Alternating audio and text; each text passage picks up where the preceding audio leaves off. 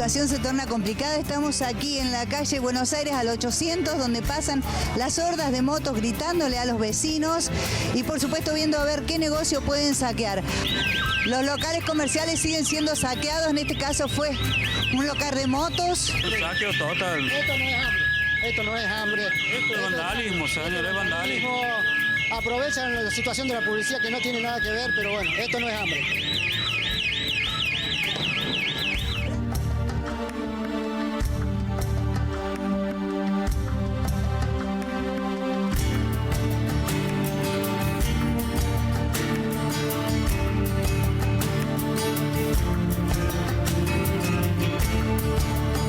Años de laburo, loco. Y eso no puede ser tan hijo de puta. Por favor, hagan algo, que alguien haga algo. No puede ser que no hemos dormido de miedo, no hemos dormido porque mi hijo no han dormido toda la noche. No puede ser que pase esto, señor.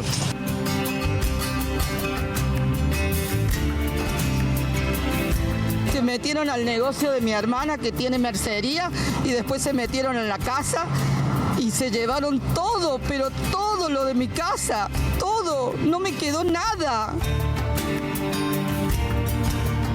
Quiero también decirles que nuestra fuerza policial sale por pedido de nuestro poder judicial y de este gobernador a perseguir a todos los delincuentes y salteadores que han azotado nuestra provincia y nuestra ciudad en especial.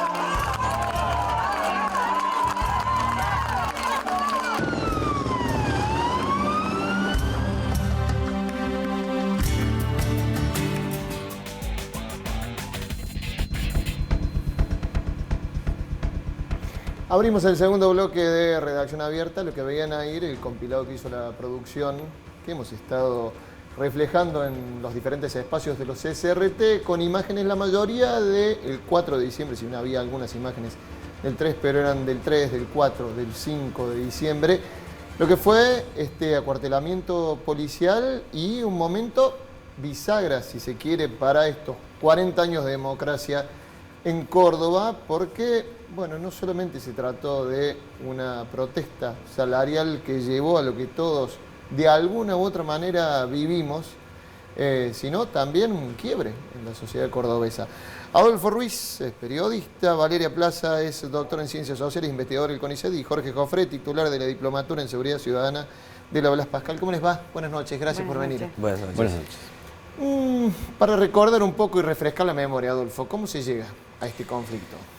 Bueno, se llega, me parece, por una mala lectura de un conflicto que estaba creciendo desde hacía varios días, me atrevo a decir una semana, con varias señales clarísimas que se habían tratado de transmitir a las autoridades de ese momento por parte de los familiares de los policías que estaban pasando una situación laboral espantosa, con el típico ninguneo, con el típico avasallamiento de derechos laborales y con la imposibilidad absoluta de canalizar ese tipo de demandas a través de algún mecanismo institucional. Entonces, ¿cómo lo hacen o cómo lo han hecho en ese momento los policías? A través de sus familiares, muchos de ellos enmascarados, tratando de manifestarse, en ese momento creo que era en la puerta de la Guardia de Infantería. Y bueno, toda esa presión que estaba tratando de llevar un grupo de familiares en nombre de sus familiares policías era sistemáticamente ninguneado, rechazado, absolutamente negado por las autoridades y minimizado en la capacidad de que esa bronca transmutara en lo que pasó después. O sea, señales había. Había señales había, clarísimas para hacer, había. Que en ningún momento se quiso encomendar a los interlocutores adecuados para que atendieran a eso, al punto tal que en ese momento quien era el gobernador ni siquiera se encontraba en la provincia, minimizó absolutamente la situación, dejó la provincia en manos de, recuerden este nombre, Alicia Pregno, ¿les suena? Alicia Pregno, la vicegobernadora del tercer mandato de la zona. Era nuestra vicegobernadora, pero en ese momento, cuando estalla esta rebelión, el que toma prácticamente el comando de lo que era la situación en Córdoba era Oscar González. ¿Les suena? Bueno, esa era la situación a la que se llegó y esos eran los timoneles que dejó a cargo en ese momento quien era gobernador de Córdoba. Valeria, más allá de la imposibilidad de sindicalización de la policía, digo, es un caldo de cultivo que alguien podría haber visto intrafuerza. No quiero dejar de marcar en un momento en donde creo era coincidente con el narcoescándalo y un desprestigio por parte de la fuerza, digamos que también puede haber hecho mella, ¿o no? Seguramente, me parece que estos fenómenos son siempre multicausales, claramente no solo es una operación dirigida desde los altos mandos, como alguna vez se dijo. Sí me parece, para no asumirlo, yo no creo que haya una imposibilidad de la sindicalización. Lo que dijo la Corte... Capaz me expresé mal, un impedimento de sindicalización. Exacto, digamos, pero digamos, imposibilidad suena a que no se pueden sindicalizar, claro, y no, digamos. Me parece que, porque además es un buen eje para cuando uno después de 10 años piensa. Lo que dijo la Corte es que le delega a las provincias la autonomía que resuelvan sobre qué hacer, porque básicamente hay una ley provincial en la provincia de Córdoba que al sector penitenciario y policial prohíbe el espacio de la sindicalización. Eso está en clara contradicción con las normas de la OIT e incluso con la Constitución Nacional, que dice todos los trabajadores y trabajadoras tenemos derecho a la sindicalización. Ahora, sin entrar demasiado en el debate con eso, claramente es una profesión, al tener armas y una serie de que vemos qué pasa cuando no está la policía, que hay que reglamentarla de manera distinta, por ejemplo el derecho de huelga, una serie de acciones que se accede una vez sindicalizado. Ahora, yendo más a tu pregunta, me parece que eso es una postura que por ahí podemos discutir entre el resto. Sí me parece que es interesante pensar la variedad de conflictos laborales que se estaban poniendo en juego, que se visibilizaban, y un poco lo decía recién Alfredo. Me parece que había y que siguen estando, porque la solución, me estoy yendo quizá al final del cuento, esto de la mejora salarial para el personal policial, no da cuenta de una serie de complejidades que siguen existiendo en las fuerzas policiales y que de alguna manera, por suerte, no están estos estallidos de violencia, pero que están absolutamente presentes. Me refiero a las lógicas de violencia en la institución, a la violencia de género. Que van más allá de los salarios. Exactamente, a las malas condiciones laborales que existen en la policía de la provincia de Córdoba hasta el día de hoy, lamentablemente después de 10 años de esa revuelta, ¿no?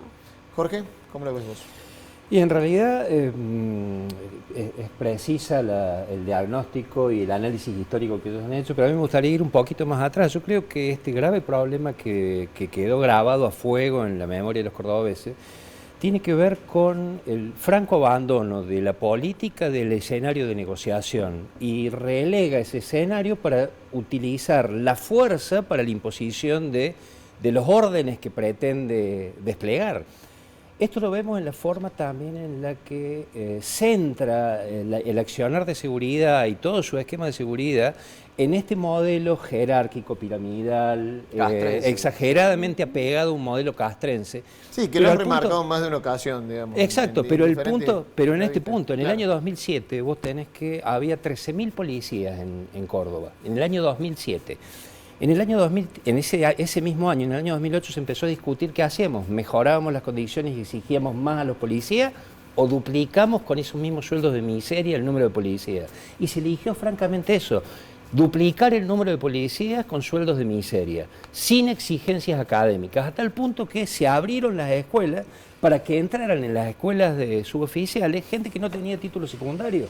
Entonces, si vos tenés gente que no tiene título secundario, no tiene posibilidad de reforzar en los valores que da todo un sistema de educación formal y de involucramiento con ese sistema de valores sociales compartidos, y los hacemos entrar a ese esquema, y la verdad que con poco apego a los valores democráticos que tienen estos modelos policiales, el resultado casi inevitable es ese tipo de reclamo que representó el abandono absoluto a los valores del servicio público.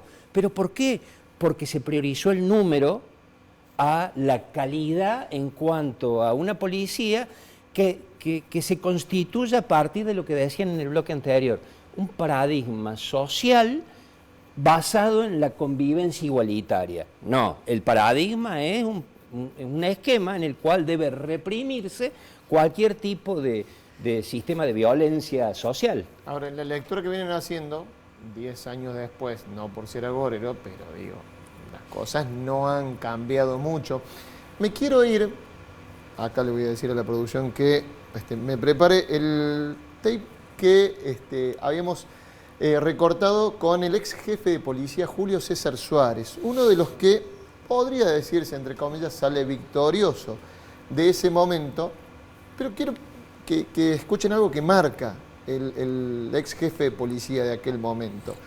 La manera en que quiere recomponer la relación de la policía con la sociedad. 6 meses después, Julio César Suárez esto decía. Estamos trabajando mucho para tratar de revertir esa triste realidad del 3 y 4 de diciembre, en donde la gente quedó sola, quedó a merced de estos saqueos, ¿no?, que se produjeron. Obviamente que no es una tarea fácil. Siempre lo dije, es una tarea que va a ser cuesta arriba porque la gente está enojada y tiene razón. Con mucho trabajo de prevención del delito, mucho acercamiento, mucha predisposición para llegar, para estar cerca del conflicto, cerca de la emergencia, cuando el vecino los necesita llegar rápidamente y solucionarle los problemas. ¿Y hacia adentro cómo se trabaja? Levantándole la autoestima a los policías, haciendo de que los policías entiendan realmente cuál es la misión que tienen por delante y que, bueno, que es la de ser servidores públicos y que esto no es un trabajo más. Por otro lado, el jefe de policía dijo que con los megacontroles ha bajado ostensiblemente el delito y que la gente está feliz con la presencia policial en las calles. Hay mucha gente que está feliz de ver mucha policía en la calle y ver de que hemos bajado los índices delictuales. Los megacontroles que venimos realizando son especialmente porque el flagelo, no solamente en Córdoba, sino en todo el país, son los delincuentes que utilizan la moto para delinquir.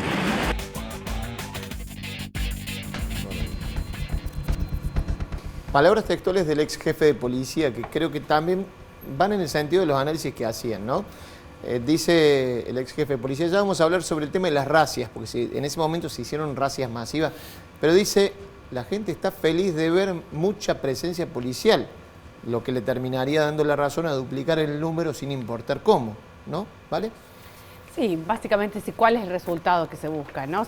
Calmar una cuestión social emergente en ese momento, había que salir a legitimar un actor que había estado ausente, que era la policía, pero me parece que acá es interesante reflexionar también, o creo que podemos reflexionar sobre dos cosas de lo que pasó en esos días. Efectivamente, el personal policial se corre y vimos episodios de violencia que hablan bastante mal de nosotros como sociedad, como cordobeses y cordobesas, ¿no? Tanto los saqueadores en los episodios de violencia como los linchadores. Recordemos el caso de Nueva Córdoba, de vecinos de Nueva Córdoba linchando a alguien que era un albañil, que eran linchamientos preventivos. Exactamente. Linchamientos preventivos de todo el que anduviera en moto.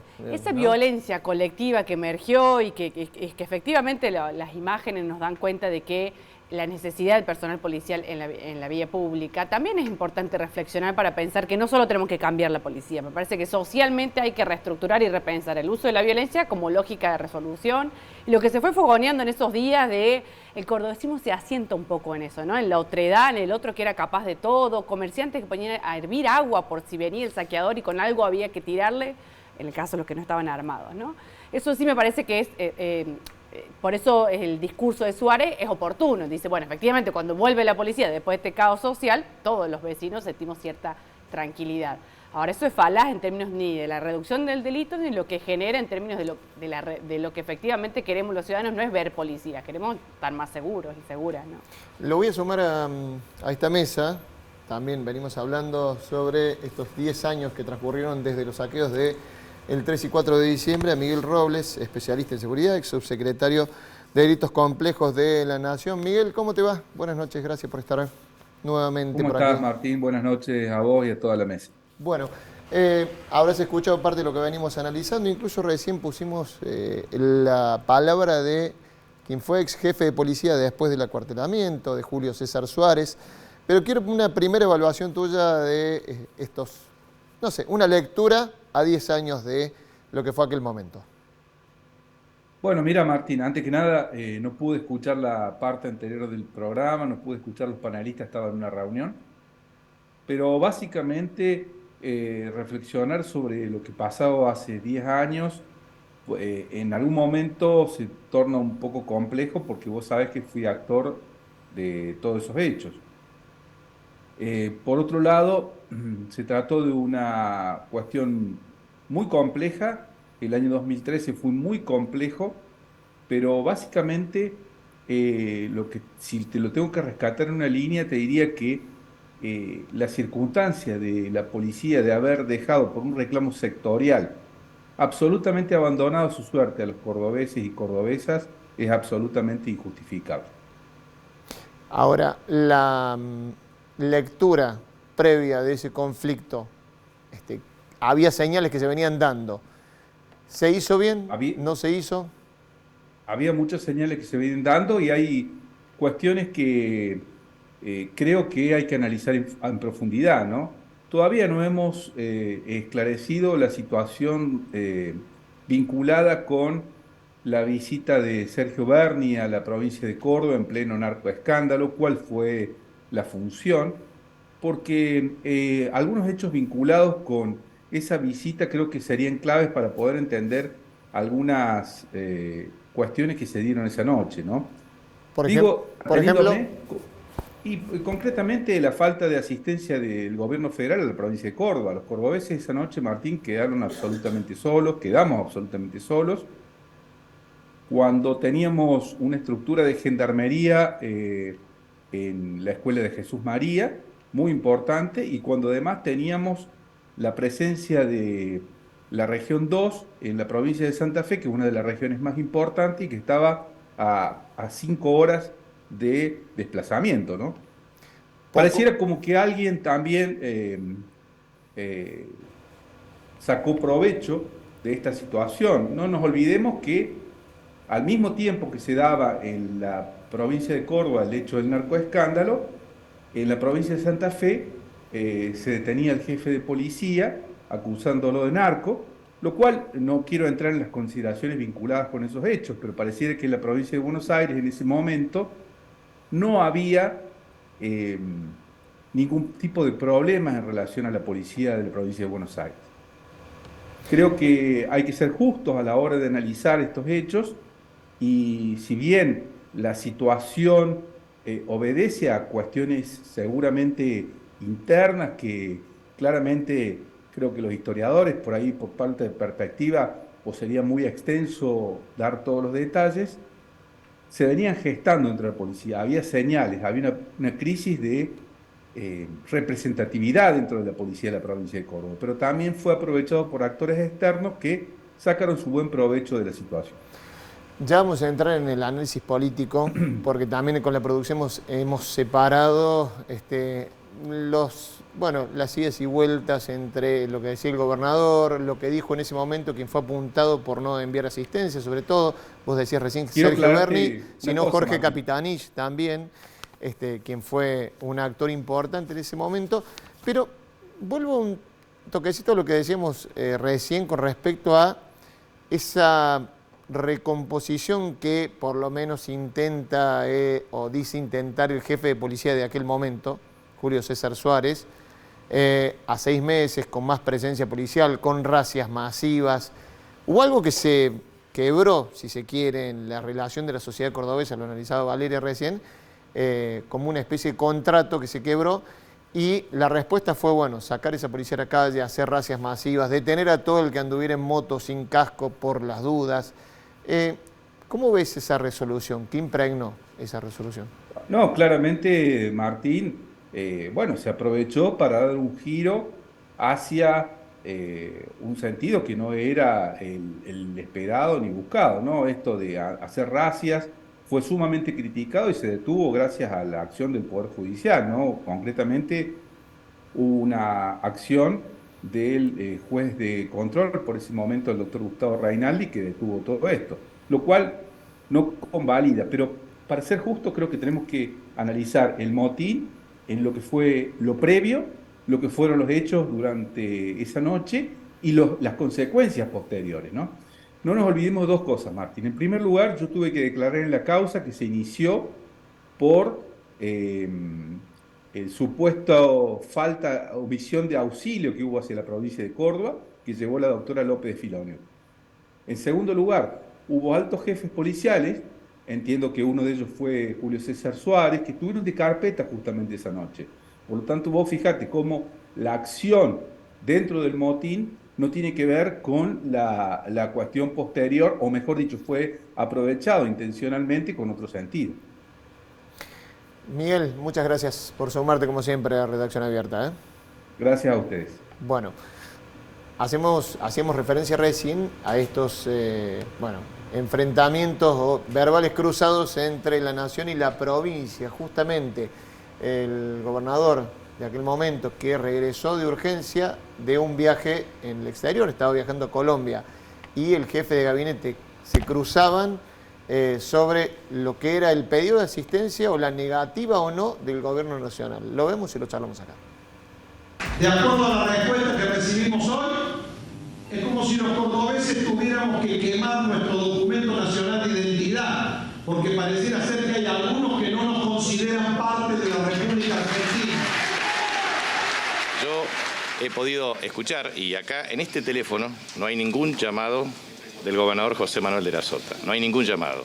El jefe de gabinete, Jorge Capitanich, negó haber recibido una comunicación del mandatario cordobés. Primero, la solidaridad con las víctimas de saqueos y a los damnificados. En segundo lugar, la comprensión de esta situación, que es una cuestión de carácter salarial que compete a la provincia de Córdoba. Nosotros tampoco podemos subrogar las responsabilidades ajenas. Tercero, es muy fácil eludir los compromisos y las responsabilidades transfiriendo el problema a otro.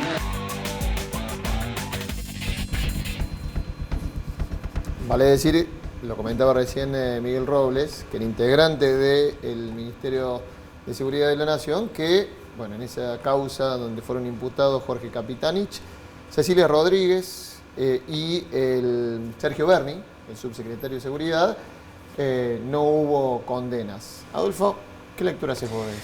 Yo la verdad, lo que pasa es que esto se entrecruza con la política y con el discurso político, entonces a veces las verdades quedan un poco subsumidas, no solamente en la disputa de ese momento, sino en las visiones de la actualidad. Pero vamos a suponer que confiamos en la justicia. Esta es una causa que se instruyó luego aquí en Córdoba a partir de la declaración de nuevo, Oscar González, en el juicio que se le llevó a los 52 policías condenados por este motín policial. A partir de una declaración de González ahí, es que la fiscal López de Filoño, que instruye la causa, e imputa a estos 3 funcionarios nacionales, y cuando esa causa le llega al juzgado federal número 3, que era el del juez Bacanar, baja, él dice, maestro, estos son funcionarios nacionales, le remitió Comodoro Pi. Ahí la causa llega al juzgado criminal y correccional número 6, Canicoba Corral, que cuando mira las cosas dice, bueno, fenómeno, ustedes están diciendo que pidieron ayuda y que nadie los atendió. Muy bien. ¿Cómo la pidieron? No se sabe. Hubo un tuit hecho por el gobernador a las 4 de la mañana del día 4 de diciembre, y eso fue todo. Después entró un fax, que eso se documenta en la causa, a las 8 de la mañana, y eso es lo que activa la movilización de los gendarmes. Esa resolución del juez Canicoba Corral, que dice, no, acá no hay delito, fue apelada por el fiscal Carlos Stornelli. Nadie podría sospechar que es un fiscal kirchnerista. Y la apelación de Carlos Stornelli la resuelven Bruglia, y Bertuzzi, y me falta uno de los recuerdo, la verdad. De los 3 camaristas, los 3 nombrados por Mauricio Macri durante su presidencia. ¿Sí? Esos camaristas dicen no, hay que volver a investigar. Cuando devuelven la causa, la toma la jueza Capuchetti. ¿Le suena, no? Sí, es la que no investiga el atentado a Cristina.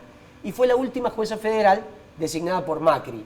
La jueza vuelve a estudiar la causa y dice, bueno, fenómeno, páseme los números de donde hicieron el llamado telefónico pidiendo. Nada. Bueno, le pidió al Ministerio de Seguridad, y dígame si hubo algún pedido en el horario que dicen para el envío de tropas. Nada. Entonces, ¿qué hace la jueza? Dice. Ahora, Adolfo, perdón, porque hay una lectura que puede hacerse de lo judicial. Pero también hay gestos. Es fundamental. Está bien, pero digo, también hay gestos, digo, ¿Por porque qué es clave, Martín? lo de Capitanich también. Pero digamos, es que hay una cuestión ahí procedimental que es fundamental, que es la Ley de Seguridad Interior, la cual está hecha de modo tal que las fuerzas nacionales o que el Ejecutivo Nacional no pueda por sí solo llevar fuerzas de seguridad a una jurisdicción provincial. Eso se hace justamente para respetar las autonomías provinciales. ¿Cuáles son las excepciones? situaciones como esta, una situación de Claro. conmoción, pero es condición sine qua non que el Comité de Seguridad de ese distrito pida formalmente a las autoridades nacionales que envíen esos refuerzos. Eso no existió. No se pudo demostrar en ningún momento de todas las instancias judiciales, con 2 apelaciones y con una Cámara Federal inobjetablemente no kirchnerista y con una jueza inobjetablemente no kirchnerista, que no había pruebas de ninguna índole que demostraran que ese pedido había llegado por las vías que lo prevé la ley. Entonces, eso de que los cordobeses que se cocinen en su salsa, como salieron a decir las relecturas actuales de lo que pasó hace 10 años, es una vil mentira, es una construcción de un relato inexistente Pero y que yo se insisto acomoda que hay perfecto gestos. con la actualidad eleccionaria, política de la provincia de Córdoba hoy. Y es muy cómoda para todos. Se suma nuevamente Miguel Robles, porque decías, habías estado implicado digamos, como testigo en esa causa, Miguel. Sí, para aclarar, porque acá la vil mentira me parece que es lo que estoy escuchando.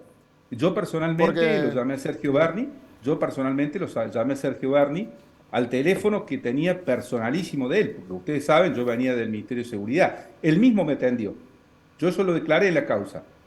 Él mismo me atendió y cortó el teléfono. Yo se lo había pasado antes a Monteoliva, que me había hablado al Tribunal Superior de Justicia desesperada, desencajada. Cuando ella llamó, informó que se lo habían cortado el teléfono, ¿sí? Pero acá hay 2 cuestiones simples. No quiero abusar del tiempo, pero hay 2 temas muy simples. Berni vino a pedir detenciones a un fiscal claramente ordenándole qué tenía que hacer, y lo había hecho antes de todas estas situaciones.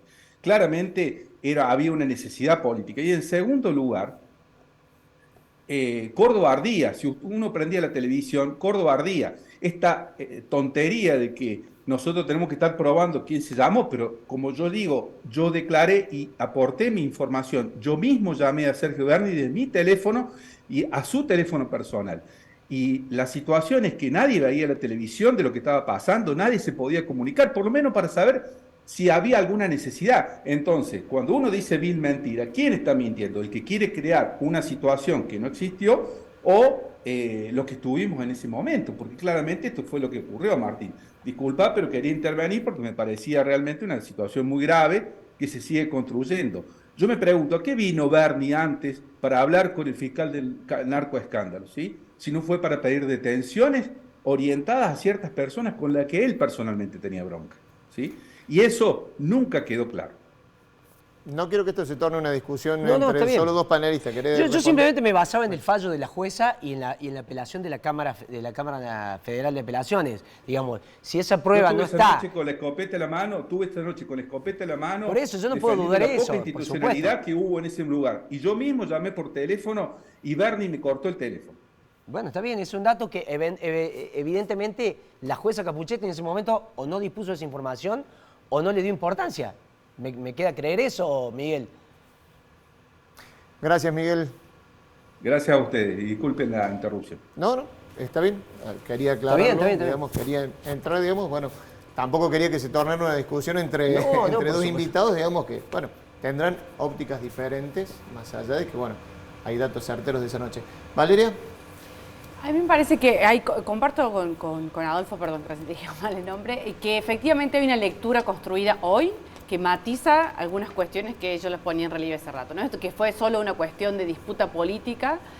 Sin embargo, como ciudadana yo reconozco que socialmente hubo mal manejo de nación en el discurso y los gestos que decimos por fuera. Me parece que hubo cierta soberbia de funcionarios nacionales donde eso fue muy mal interpretado. Como también hay una sobreactuación por parte del Exacto. gobierno cordobés, digamos, que construye la imagen del cordobesismo muy fuerte ahí, ¿no? Exacto, ahí me parece que la lectura de los 10 años, Pues hay que marcar las dos cosas, digamos, la en ese momento de actuación angustia, gestual. los ciudadanos y las ciudadanas estábamos esperando gestos de tranquilidad y no llegaban. Había una disputa política de uno echándole la culpa a otro, que eso lo único que generaba mayor intranquilidad. Ahora ya, habiendo pasado el hecho, los 10 años, yo creo que la reflexión no es si Capitanich, que dijo y que no está aprobado, que le dijo, etcétera, sino que vuelvo al tema que efectivamente desde nuestra lógica del cordobesismo no está resuelto ni las condiciones laborales de los policías, ni la violencia social que está solamente contenida con más policía en la calle. Me parece que ahí va más la reflexión de lo que dijo o no dijo en el plano de la política, que además termina siendo interminable, que sí llamé, que no corté, que fue el tuit, que me parece que es una discusión bastante menor para pensar hoy que efectivamente hubo, o creo desde mi óptica, que hubo un mal manejo de la política en ese momento, tanto de la provincia como de la nación, y que además hoy no está resuelto el problema de fondo. Eso me parece interesante también. Jorge, en realidad reflexión, me quedan muy poquitos minutos. La ley 24059 en su artículo 23 establece en qué momentos puede participar la nación en auxilio de las provincias. Es cierto de que hay todo un andamiaje jurídico que evita intromisiones por la cuestión del respeto de las autonomías estatales, digamos. Pero también es cierto que el 8831, que es la que nos adhiere a la ley 24059, establece la conformación de un comité que tampoco fue convocado en ese momento, en donde forma parte las autoridades de gobierno con las autoridades o con los jefes de las distintas policías de la Fuerza de Seguridad. A ver, seguir dando vueltas sobre este tema, en donde objetivamente se estaba retroalimentando una situación de tensión que ya existía entre el gobierno provincial, entre el gobierno nacional, que ya conocemos, en donde hasta el propio Miguel está involucrado con sus propias tensiones con esos sectores políticos. Digo, es meternos en una discusión donde no vamos a resolverlo, y creo que el eje es ir un poquito más allá, como dice Valeria también, o como lo plantea también él plantea lo que fue la resolución judicial. Valeria está diciendo, analicemos un poquito qué tipo de policía queremos, cómo queremos resolver nuestros problemas y nuestros conflictos, y yo vuelvo un poquito a lo que yo decía al principio, de que en realidad la política no puede fundar su sistema de conducción dentro de las expectativas sociales pura y exclusivamente a través de la fuerza. Debe haber un mecanismo. número que tiene esa fuerza. Pero claro, debe haber un mecanismo. Bien, pero Jorge, 10 años después estamos analizando, estamos sentados acá y como que no iríamos en un buen sentido, digamos. Porque y definitivamente no. Seguimos yendo, digamos, al mismo modelo castrense, al número de policías, y te voy los a dar anuncios que se hacen. Lo que debe ser el nuevo debate que se va a replicar cuando asuma la nueva ministra de Seguridad. Fronteras hacia el oeste, en Chile, en el mes de abril, se aprobó la ley Naim Retamal, que es una ley que modifica el Código Penal y aporta una presunción de legitimidad y de legítima defensa de los carabineros cuando usan las armas y usan la fuerza. Démonos cuenta que ante una ley de esa naturaleza, que la aprueba un gobierno de izquierda como el de Boric, producto de las presiones de distintos sectores internos del gobierno, internos de su coalición y profundamente de medios también, que blinda a los carabineros para el uso de las armas. Recordemos que la propia futura ministra de Seguridad ha paseado por sectores de los medios con Chocobar, que es una persona que ha sido condenada. No nos extrañe de que ese va a ser el futuro debate a muy corto plazo, en donde realmente no solo vamos a seguir con este modelo policial, sino que se va a fortalecer este esquema, quizá imitando este ejemplo chileno con la ley Naim Retamal, que aporta este criterio de legítima defensa multiplicado o presunto para los carabineros. Esperemos que no. Ya vamos a convocarlos a otro programa para debatir un poco lo que se viene. Digamos, queremos reflexionar un poco sobre esto. Gracias a los tres. Muchas gracias por haber estado, por ayudarnos a reflexionar a 10 años del motín policial, de los saqueos derivados de ese motín policial aquí en Córdoba. Poco ha cambiado. Última pausa y venimos con el cierre.